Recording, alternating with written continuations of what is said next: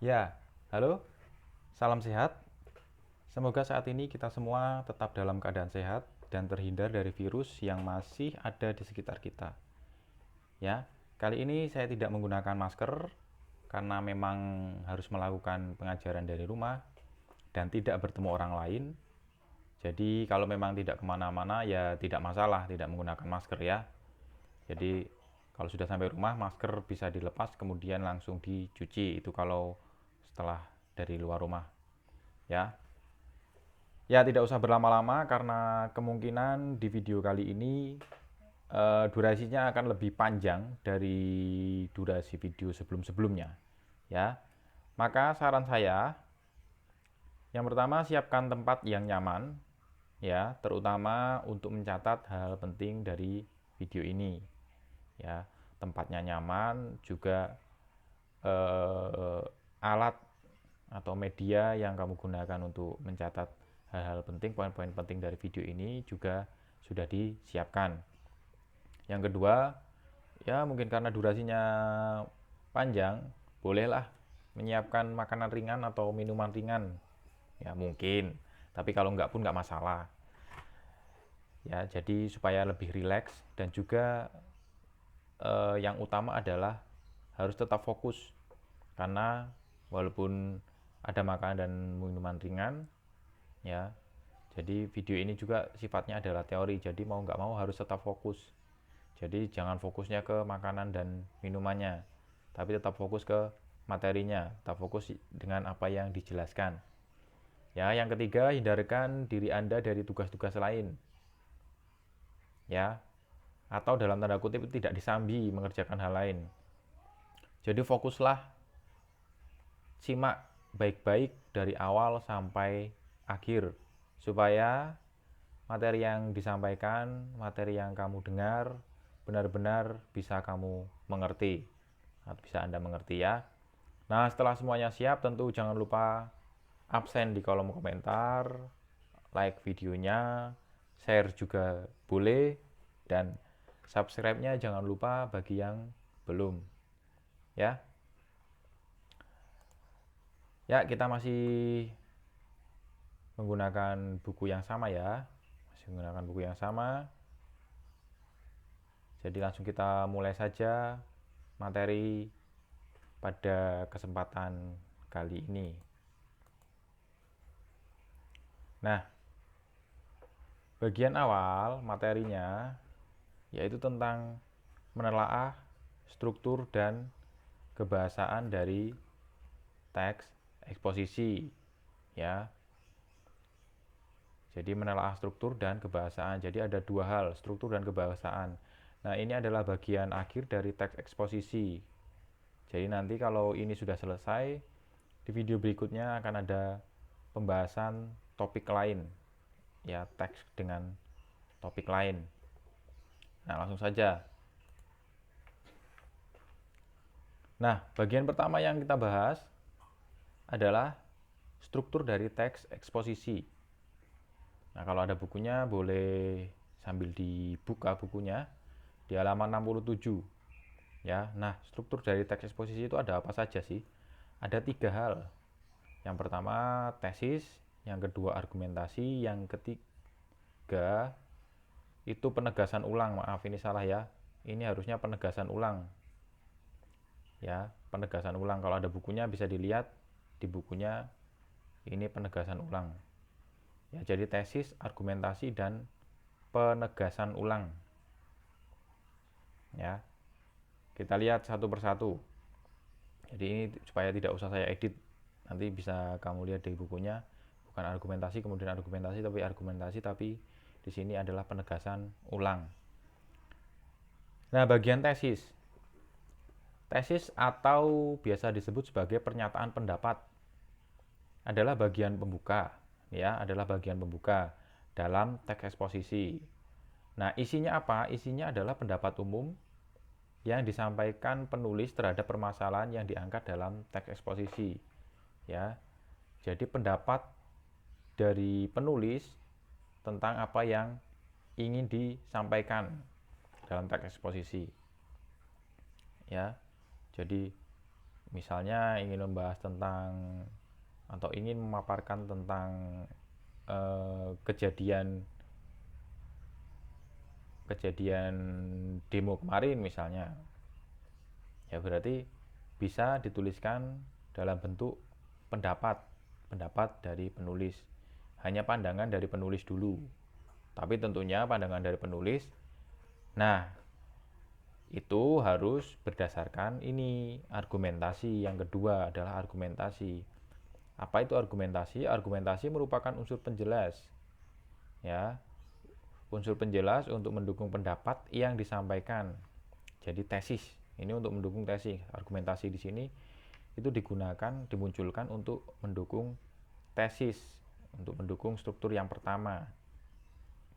Nah, kemudian argumentasi ini dapat berupa alasan logis, ya, dapat berupa alasan logis. Alasan logis itu berarti alasan yang masuk akal. Kemudian dapat juga berupa data hasil temuan. Data itu berarti berdasarkan fakta. Kemudian yang ketiga bisa juga berdasarkan pernyataan para ahli. Ya, kalau itu sudah pernyataan para ahli, jelas sudah dikaji, ya, jelas sudah dikaji, jelas sudah diteliti. Jadi tingkat kebenarannya itu ya mendekati 100% lah ya. Kalau dikatakan 100%, jelas kadang ada yang tidak sampai 100%. Karena ya tetap saja itu namanya pendapat para ahli, tetap pendapat, tapi pendapat dari para ahli, pernyataan dari para ahli. Ya. Nah, argumentasi di sini berarti kan isinya adalah argumen atau pendapat, ya, atau pernyataan pendapat. Nah, argumen yang baik itu harus mampu mendukung pendapat yang disampaikan penulis atau pembicara. Jadi argumentasi di sini, struktur dari argumentasi di sini harusnya kalau kamu membuat sesuatu yang baik itu harusnya mendukung dari pendapat yang kamu tulis. Ya. Kalau ini tidak mendukung, ya akhirnya yang membaca nanti akan menjadi lebih bingung. Bukannya lebih jelas tapi lebih bingung terhadap yang disampaikan. Loh, ini pendapat ini tesis dengan argumentasinya kok berbeda ya? Tesisnya mengatakan misalnya kemarin ya, mengatakan demo tapi argumentasinya argumentasi pertanian misalnya. Ya sudah jauh beda, melenceng. Dan akhirnya itu malah membuat bingung pembaca. Pembaca jadi tidak mengerti apa yang disampaikan. Nah, bagian struktur ketiga dari teks eksposisi yaitu penegasan ulang. Ingat ya, penegasan ulang. Walaupun di sini tulisannya argumentasi, kamu mempunyai bayangan bahwa di sini bukan argumentasi tapi penegasan ulang, supaya tidak saya gonta-ganti. Ya, karena memang video yang saya buat ini video sekali jadi tidak ada hasil editan dan lain sebagainya. Nah, bagian ketiga adalah maksudnya adalah penegasan ulang, maaf. Ya, bagian ketiga adalah penegasan ulang. Nah, penegasan ulang itu apa? Penegasan ulang itu digunakan untuk menegaskan pendapat awal. Menegaskan pendapat awal berarti pendapat yang di sini tadi. Ya, bagian yang bertujuan untuk menegaskan pendapat awal serta menambah rekomendasi atau saran, ya, menambah rekomendasi atau saran terhadap permasalahan yang diangkat. Ya. Jadi untuk penegasan ulang intinya adalah pendukung dari kedua hal atau kedua struktur di atasnya. Ini harusnya mendukung, atau pemberian saran, hanya sekedar memberikan saran. Itu bisa. Ya. Jadi inilah struktur dari teks eksposisi, ada tesis, argumentasi, dan penegasan ulang. Nah, kalau diaplikasikan dalam teksnya itu bagaimana? Supaya lebih jelas, kita langsung masuk ke dalam contoh teksnya. Ini juga ada di buku, ya, saya ambilkan di buku. Ini ya. Jadi walaupun ini contohnya, kita lihat dulu strukturnya tadi. Walaupun strukturnya hanya ada 3, tesis, argumentasi, dan penegasan ulang. Ya, tesis, argumentasi, dan penegasan ulang. Tapi dalam teksnya, kalau pengaplikasiannya dalam teksnya tidak hanya terdiri dari 3 paragraf. Lihat di sini. Di sini ada 1, 2, 3, 4, 5, 6, 7. Ada 7 paragraf. Nah, kalau dilihat tesisnya yang mana? Teks ini sebenarnya saya menjelaskan dulu, teks ini sebenarnya sudah pernah juga saya tampilkan di video sebelumnya. Jadi nanti bisa kalau mau lihat bentuk teksnya ya, kalau ini kan sudah dipecah-pecah ke dalam tiap paragraf. Kalau mau lihat bentuk teksnya secara utuh nanti bisa lihat di video-video sebelumnya. Ya, nanti bisa dicari sendiri. Ya, khususnya yang berkaitan dengan teks eksposisi kelas 10. Nah, bagian pertama adalah bagian tesis. Bagian tesis berarti untuk menentukan struktur dari teks eksposisi itu sangat mudah. Ya, kalau kamu sudah menemukan, oh ini teks eksposisi ini. Nah, kemudian tentukan struktur dari teks tersebut. Nah, itu sangat mudah. Ya, bagian pertama adalah bagian tesis, pasti. Pasti bagian pertama adalah bagian tesis. Kemudian, bagian kedua adalah argumentasi. Loh, ini ternyata paragrafnya ada banyak. Ya udah tinggal dibuat aja bagian kedua, paragraf kedua, argumentasi. Ya, di sini para ahli menyimpulkan bahwa para ahli ya, sudah tadi para ahli berdasarkan para ahli. Kemudian argumentasi di paragraf berikutnya, paragraf ketiga, itu juga ternyata argumentasi. Penerapan konsep pembangunan berkelanjutan pada saat ini ternyata jauh dari harapan. Nah, ini jelas ya. Jelas ini juga pasti didapat dari data. Ya, didapat dari data. Penerapan konsep pembangunan. Nah, ini juga ada angkanya ya. Di sini menunjukkan angka. Ini jelas ini dari data ini. Data dan berarti otomatis fakta. Kemudian bagian berikutnya masih tetap argumentasi. Lihat di sini. Ya. Di sini ada angka dan juga ada data. Ada fakta. Berikutnya. Nah, ini kenapa kok bisa dimasukkan argumentasi juga? Sama, ini juga ada datanya. Pada Februari 2007. Nah, ini bisa kamu cari kalau sudah disebutkan seperti ini. Kalau datanya tidak sesuai, ya jelas penulis juga pasti akan berpikir. Ya, jadi harus sesuai dengan apa yang ditulis. Berikutnya lagi, kok masih tetap argumentasi ya? Padahal sudah ada 1, 2, 3, 4. Yang kelima masih tetap argumentasi. Dilihat. Ini jelas di bagian awal menurut tim ahli Pusat Penelitian Pengembangan Sumber Daya Air. Udah di sini menurut tim ahli sama dengan bagian awal tadi. Ya. Jadi kenapa argumentasinya banyak ya karena memang harus didukung.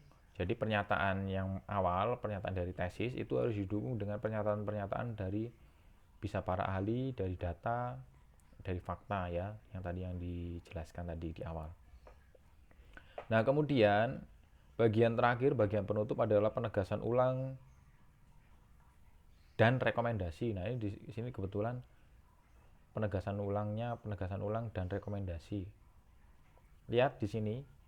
Di sini isinya adalah sebenarnya pernyataan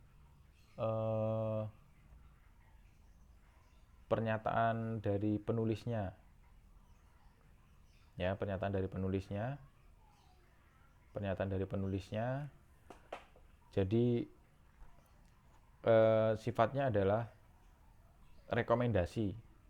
Masalah lingkungan di atas merupakan masalah serius yang harus segera diatasi. Meskipun tidak mungkin mengatasi karena masalah utama lingkungan tersebut, setidaknya harus dicari solusi untuk mencegah bertambah buruknya kondisi bumi. Ya. Jadi seperti itu. Nah, dari contohnya ini saya rasa jelas ya. Jadi nanti kamu kalau disuruh menentukan struktur dari teks eksposisi. Walaupun paragrafnya banyak, ya nanti tinggal ditentukan saja mana tesisnya. Kalau tesis bagian awal pasti. Kemudian paragraf berikutnya argumentasi. Kemudian, ini penegasan ulangnya mulainya dari mana ya? Ya tinggal dilihat saja, kalau di situ sudah tidak ada pernyataan para ahli, tidak ada bukti, tidak ada fakta, ya berarti itu masuk dalam penegasan ulang. Ya. Jadi semakin banyak argumen yang diberikan, itu juga akan menunjukkan kelengkapan dari pemaparan teks yang ditulis, keakuratan teks yang ditulis. Ya.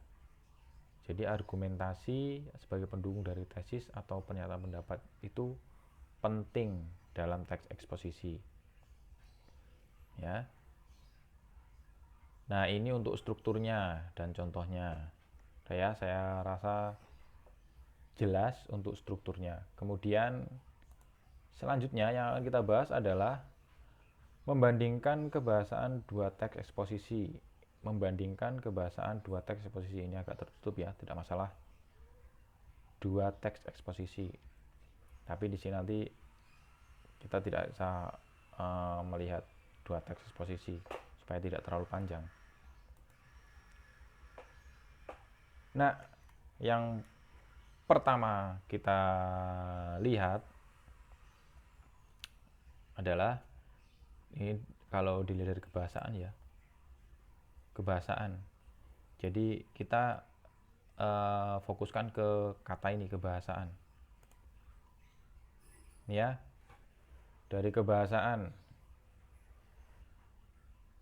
ada beberapa hal yang perlu diketahui untuk bisa membandingkan teks eksposisi secara benar.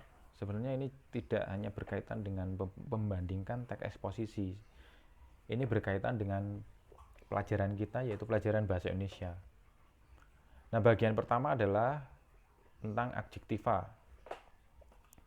Adjektiva, saya rasa sudah tahu adjektiva itu apa, ya. Jadi adjektiva itu juga sebenarnya sudah pernah sedikit disinggung pada penjelasan di video lain, ya.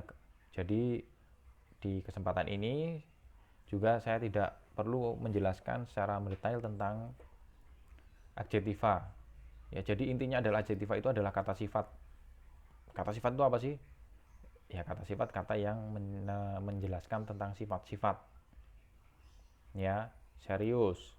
Misalnya serius di sini. Ya. Nah, kebetulan di sini juga nanti yang lain silakan cari sendirilah ya. Silakan cari sendiri, ini di buku ada. Ya, di buku ada, nanti silahkan dicari. Silahkan dilihat. Nanti silahkan kamu isi, silahkan Anda isi. Untuk yang berikutnya itu apa? Ya. Besar itu makna leksikalnya apa, punah itu makna leksikalnya apa. Nah, kebetulan di sini juga membahas tentang makna leksikal. Ya, makna leksikal di sini maksudnya adalah makna yang sesuai dengan KBBI. Jadi tidak boleh melenceng sedikit pun dari apa yang dijelaskan dalam KBBI. Ya, tidak boleh. Harus sama persis dengan yang ada di KBBI. Nah, nanti ada yang mengeluh, Pak, saya nggak punya KBBI. Terus gimana caranya biar saya bisa menemukan makna leksikal dari setiap kata yang saya cari? Oh, gampang. Ya, silahkan buka di internet KBBI daring, itu ada. Ya, di KBBI daring itu ada. Kamu mencari kata apa saja malah lebih mudah di situ. Ya, mumpung kamu juga masih belajar dari rumah, jadi tidak harus membuka KBBI. Kalau KBBI yang asli itu sangat tebal, ya, beratus-ratus halaman. Jadi kamu kalau mencari satu kata itu bisa memakan waktu menitan. Ya, apalagi kalau kamu jarang sekali membuka buku. Ya, kalau Anda jarang sekali membuka buku, apalagi lihat buku saja alergi, wow itu bahaya. Ya. Jadi makna leksikal di sini maksudnya adalah makna yang sesuai dengan KBBI. Nah, berkaitan dengan makna leksikal ini juga sebenarnya di video lain nanti di kelas 11 ya. Di kelas 11 nanti akan dibahas. Oke, ini suaranya agak terganggu ya karena saya di rumah. Karena saya di rumah jadi banyak gangguan. Tetap fokus ke apa yang saya jelaskan, suara yang saya jelaskan. Jadi tidak usah fokus ke suara yang lain. Ya. Jadi adjektiva, kemudian kamu menentukan adjektiva dulu, adjektiva ya, adjektiva itu apa, kemudian makna leksikalnya apa, makna yang sesuai dengan kamusnya itu apa, ya. Nah, di sini adjektivanya ada berapa ya? 1, 2, 3, 4, 5, 6, 7, 8. Di sini baru ada 8. Kalau kamu lihat di kamus, adjektiva itu sangat banyak, sangat banyak. Jadi kamu tidak boleh hanya berpatokan adjektiva itu adanya hanya ini. Ya, jadi kamu nanti kalau lihat di kamus, lihat kata kemudian lihat dalam kurungnya kalau ADJ itu berarti adjektiva. Ya, itu jenisnya adjektiva. Ya, jadi seperti itu cara melihatnya. Ya, ingat ya, makna leksikal ini juga tidak hanya digunakan di adjektiva loh ya. Di semua kata makna leksikal berarti adalah makna yang sesuai dengan kamus KBBI. Nah, kita lanjutkan. Berikutnya, kalau tadi tentang adjektiva, yang berikutnya adalah tentang afiksasi. Ya, tentang afiksasi. Nah, lagi-lagi afiksasi. Afiksasi ini juga sebenarnya kemarin sudah dijelaskan. Sudah dibahas. Ya, sudah dibahas pada materi teks laporan hasil observasi di video sebelumnya. Di video laporan hasil observasi itu ada, silahkan dilihat lagi, silahkan dicermati lagi. Kemudian afiksasi itu apa? Afiksasi saya jelaskan lagi di sini, saya tuliskan lagi pengertiannya. Afiksasi adalah kata turunan atau kata berimbuhan. Ya. Jadi intinya kata yang mengalami imbuhan. Nah, di sini contohnya sudah ada. Ya. Contoh yang pertama adalah penipisan. Ya, contoh pertama adalah penipisan. Jenisnya apa? Jenisnya adalah nomina. Dia bisa menjadi kata penipisan itu mendapat imbuhan apa saja? Mendapat imbuhan pen dan an. Kata dasarnya apa? Tipis.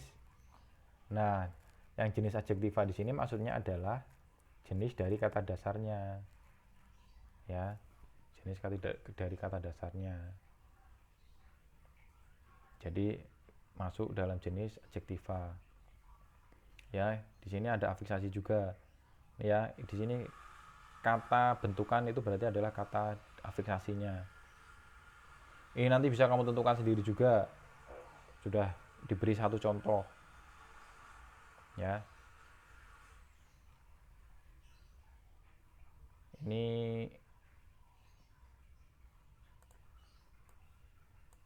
oke, supaya ini sudah terlalu kecil ya. Saya pindah dulu ya. Nih supaya lebih jelas terlihat. Supaya lebih jelas terlihat kata-katanya. Sudah ada juga ini di buku, nanti bisa dilihat. Ya. Jadi di sini saya menampilkan dari contohnya, dari penjelasannya. Ya, semua yang ada di buku seperti yang buku slide awal tadi, buku biru. Ya, yang digunakan ya secara khusus di sekolah saya. Ya, di sekolah saya itu masih menggunakan buku bahasa Indonesia yang biru. Ya, seperti di slide awal. Ya, jadi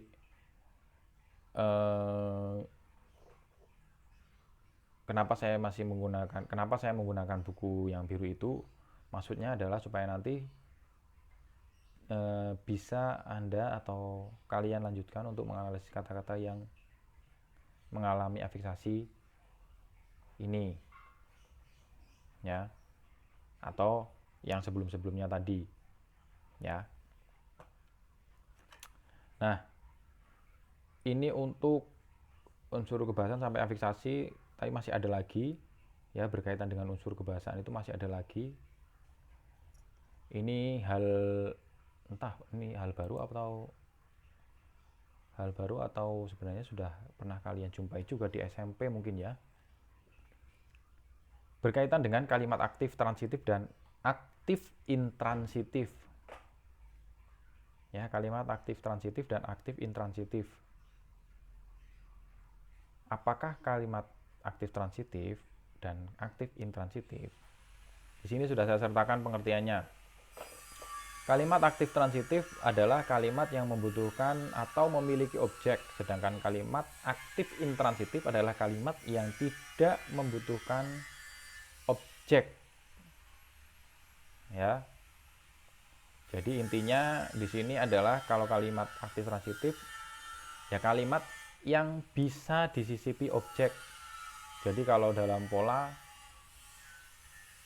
polanya selalu bisa SPO, subjek, predikat, dan objek. Sedangkan kalimat aktif intransitif ialah kalimat yang tidak bisa ditambahkan objek, jadi polanya pasti setelah predikat ya bukan objek, bisa subjek, predikat, pelengkap, subjek, predikat, keterangan, dan yang lainnya, ya. Nah, ini untuk lebih jelasnya kalau mau saya jelaskan seperti apa saja mungkin akan sulit, apalagi kalian hanya atau saya hanya menyampaikan satu arah, ya, satu arah seperti ini. Kita lihat saja langsung dengan contohnya, ya, dengan contohnya. Contoh yang pertama adalah contoh kalimat aktif transitif. Ada beberapa contoh di sini. Ya, ada beberapa contoh. Oke, kita lihat dari contoh yang pertama, yaitu ibu memasak nasi. Lihat di sini polanya adalah S, P, dan O. Ibu memasak nasi. Nah, di sini tadi saya katakan atau dijelaskan kalimat yang membutuhkan atau memiliki objek. Jadi bisa diberi objek, bisa tidak, tapi selalu kalau ini maksudnya adalah bisa ditambahkan objek, bisa, ya, polanya bisa menjadi SPO. Kalau tidak ditambahkan O pun nggak masalah, tapi intinya adalah O ini bisa dimasukkan dalam kalimat ini. Ibu memasak di dapur, berarti SPK, tapi kan bisa disisipi, tetap bisa disisipi O. Ibu memasak nasi di dapur, ya kan, jadinya polanya adalah SPOK. Ya, jadi seperti itu. Contoh-contoh yang lain juga sama. Ibu membelikan adik baju baru. Ayah membawa oleh-oleh dari Surabaya. Perusahaan itu memperlakukan para karyawan secara tidak adil. Ya, kami menjenguk Andi kemarin malam. Ini gampang. Ini kalimat yang gampang, kalimat yang mudah. Ya, mudah dimengerti, ya. Jadi intinya adalah kalimat ini atau kalimat di aktif transitif itu bisa disisipi oleh objek, ya. Walaupun ada kalimat aktif transitif yang ini katanya kalimat aktif transitif itu harus ada O-nya, tidak harus ada O-nya. Saya tadi di sini mengatakan yang membutuhkan atau memiliki, ya, atau memiliki. Jadi tidak memiliki pun tidak masalah. Makanya di penjelasan tadi saya jelaskan bisa disisipi, ya. Jadi O-nya dihilangkan pun nggak masalah, tapi tetap bisa memiliki O. Nah, beda dengan kalimat aktif intransitif. Kita lihat contohnya. Nih, lihat. Ada beberapa contoh. Kita lihat contoh yang pertama. Kami bermain di tanah lapang. Polanya apa? Subjek, predikat, kemudian keterangan tempat. Subjek, predikat, kemudian keterangan tempat. Polanya seperti itu. Loh, ini bisa Pak, ini ditambahkan O. Coba saja kalau mau kamu tambahkan O. Misalnya kamu kamu kamu buat kalimatnya, kami bermain bola di tanah lapang, itu kan nanti polanya SPO, keterangan tempat. Oh bukan, kalau kamu tambahkan di sini bola, berarti polanya menjadi kami bermain bola di tanah lapang, polanya menjadi SP pel, keterangan tempat. Pel adalah pelengkap, maksudnya adalah ya, pelengkap. Lain halnya kalau kamu membuat kalimatnya, kami memainkan bola di tanah lapang. Ya. Lihat di sini. Bermain dengan memainkan itu sudah berbeda. Ya. Bermain dengan memainkan itu sudah berbeda. Nih contohnya seperti yang di bawahnya. Tubuhnya berlumuran keringat. Ya. Dan seterusnya. Ya, bermain, kalau di sini kata kerjanya atau predikatnya adalah bermain, ya berarti setelah itu adalah pelengkap. Ini tidak bisa kamu sisipi objek. Ya, tidak bisa kamu sisipi objek, Anda sisipi objek. Ya bisanya setelah predikat, entah pelengkap, entah keterangan tempat, entah keterangan cara, entah keterangan apapun, itu bisanya seperti itu. Nih ya, contohnya ya. Lihat, setelah predikat isinya pasti kalau nggak keterangan tempat, pelengkap. Kalau nggak keterangan waktu, kalau nggak keterangan perlawanan, keterangan akibat, keterangan tempat. Contohnya bisa kamu lihat sendiri, bisa Anda lihat sendiri.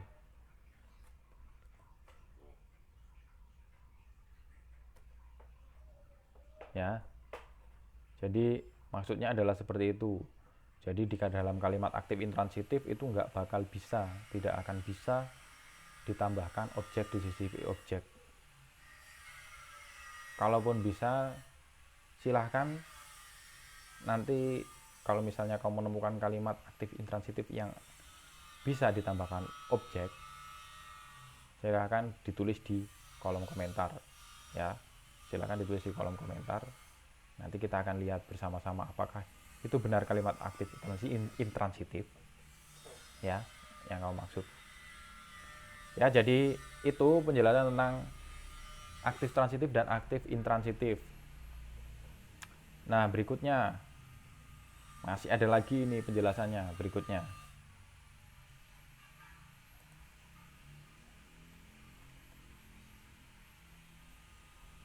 Nah, berikutnya adalah tentang gagasan lagi. Ya, jadi dalam tiap paragraf itu pasti memiliki gagasan utama. Ya. Jadi di sini adalah menyajikan gagasan ke dalam teks eksposisi. Untuk menyusun teks eksposisi, di sini yang harus dilihat adalah mendata gagasan pokok, kemudian mengembangkan gagasan pokok dan gagasan penjelasnya. Gagasan pokok, gagasan utama sama. Ya, saya sudah katakan. Ini dilihat, di sini sudah saya sertakan contohnya juga, contohnya ada di buku. Gagasan utama adalah bencana kabut asap merupakan bencana memilukan. Ini sama, saya ambil dari teks yang sama. Contohnya juga saya diambil dari teks yang sama ternyata. Ya. Nah, gagasan pokoknya apa sih dari kalimat ini? Gagasan pokok dari kalimat ini adalah kabut asap sebagai bencana yang memilukan. Ya, lihat, bisa dibuat lebih sempit, bisa dibuat lebih ringkas atau intinya yang ditulis. Nah, kemudian gagasan penjelasnya digunakan untuk mendukung gagasan utama berarti. Nah, memilukannya kenapa? Yang pertama, sudah sebulan. Kemudian langit Sumatera tampak biru, tidak lagi tampak biru. Kemudian ada pernyataan bahwa menghentikan kebakaran lahan dan hutan itu menimbulkan bencana asap memang tak mudah ya. Jadi ini sebagai pendukung dari gagasan utama ya. Nah, dalam tiap paragraf pasti ada yang namanya gagasan utama dan juga gagasan penjelas ya. Nah, ini juga saya sudah sering katakan, cari gagasan pokoknya, kemudian tulis, terutama saat meringkas ya di pelajaran lain. Saat kalian meringkas, saya selalu mengatakan, cari gagasan pokoknya kemudian ditulis. Jadi gagasan pokoknya kemudian baru ditulis. Jangan asal nulis satu kalimat kamu tulis utuh. Itu namanya bukan meringkas, itu hanya menyalin, ya, hanya menyalin satu kalimat yang kamu pilih dalam satu paragraf, ya. Tapi yang perlu diingat bahwa gagasan itu tidak hanya gagasan pokok, ya, tidak hanya gagasan pokok, ada juga gagasan penjelas. Jadi kalau gagasan pokoknya adalah inti, gagasan penjelas ya berarti menjelaskan dari inti yang dibahas atau menerangkan inti dari yang dibahas secara lebih detail, ya. Jadi untuk gagasan ini sebenarnya nanti akan sering disinggung, ya. Jadi di sini juga saya tidak akan menjelaskan panjang lebar supaya tidak terlalu panjang, ya. Jadi inilah pembahasan akhir berkaitan dengan teks eksposisi di bab 2 ini. Nah, di video berikutnya seperti yang sudah saya katakan di awal tadi, kita akan membahas materi lain juga, tentunya masih berkaitan dengan mapel bahasa Indonesia SMK SMA sederajat, ya. Jadi khususnya kalau berarti nanti ya kalau yang kelas 10 kita jumpa di video kelas 10, atau kalau kamu mau di materi kelas 10 sudah mengerti ya silakan bisa dilihat di video saya yang lain, di video materi kelas 11 dan kelas 12 boleh, nggak masalah, ya. Intinya kalau di materi yang kelas 10 ya kita bertahap, ya, kita bertahap, jadi satu persatu. Nanti teks eksposisi selesai kemudian lanjut ke teks yang lainnya, ya. Jadi seperti itu.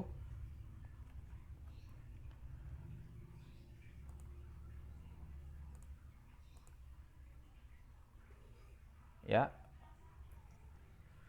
Jadi saya masih tetap selalu dan terus mengingatkan kita masih dalam masa pandemi. Saya tadi sudah mengatakan saya tidak memakai masker karena saya ada di rumah, tapi kalau kamu harus keluar rumah, pakailah masker. Dan cara memakai masker yang benar itu seperti apa? Bisa kalian lihat sendiri di sini. Ya, dipahami. Terutama kalau kamu menggunakan masker yang sekali pakai. Kalau menggunakan masker kain, ya silakan setelah dipakai sampai di rumah langsung segera dicuci supaya bersih dan besok bisa dipakai lagi. Jangan hanya disimpan atau malah kamu kantongi, yaitu bakteri sama kumannya tambah, malahan semakin lama malah semakin bertambah. Berarti itu sama saja kamu memelihara penyakit, memelihara bakteri, ya. Jadi kalau sampai di rumah silakan masker langsung dicuci, dilepas, dicuci, kemudian dijemur supaya besok bisa dipakai lagi, ya. Jadi ingat, masker ini adalah cara terampuh kita saat ini untuk mengurangi resiko tertular dari virus, ya. Mari bersama-sama untuk menjaga diri sendiri dan menjaga orang lain. Jangan pernah kendor, jangan pernah teledor, ya. Sampai jumpa di video pelajaran bahasa Indonesia berikutnya. Terima kasih.